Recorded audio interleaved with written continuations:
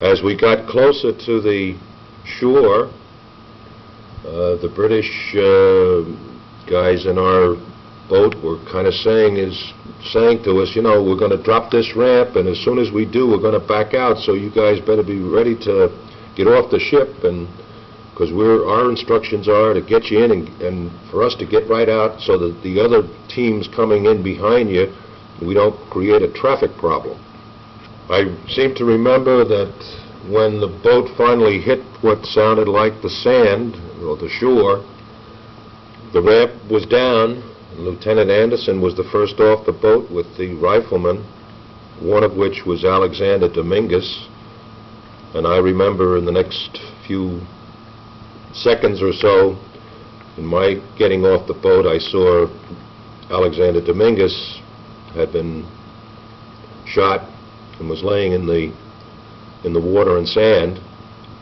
Everybody did supposedly what they had to do. The riflemen were fanning out, but the casualty rate was very bad. The firing from the shore, and we couldn't determine where it was coming from because I think there was something like 100 yards of open beach ahead of us. And all we could see were some of the villages along the shoreline. A few homes looked like summer beach type homes. We didn't know whether the firing was coming from there, or whether it was coming from the top of the hill, or where it was coming from, or where it was coming from. And I can remember just dropping myself on the sand and taking my rifle and firing it at this house up there, and Sergeant Wilkes said to me, "What are you firing at?" I said, "I don't know. I don't know what I'm firing at." I can remember Lieutenant Anderson, who at that point must have been about 25 or 30 yards in front of us, waving his hand and signaling us to move forward.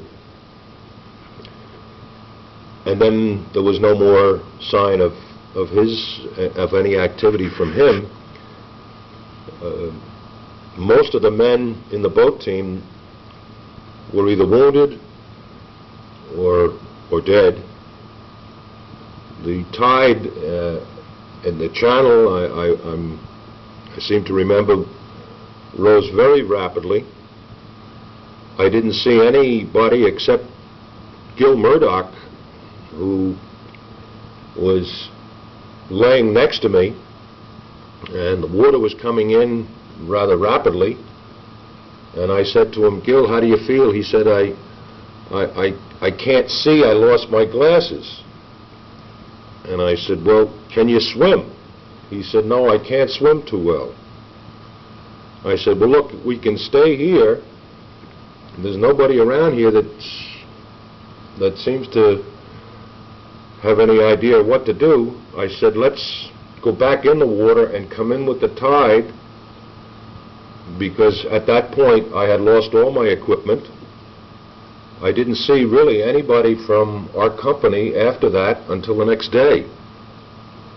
And when we all got together sometime in the early morning of June 7th in that stone quarry, I met General Cota, and I had a brief conversation with him when he asked me what company I was with and my regiment, and told him. He just shook his head, because he knew better than I that Company A was practically, was out of action. When we did get together, there were 8 of us left from Company A, and I think out of the 4 companies in our battalion,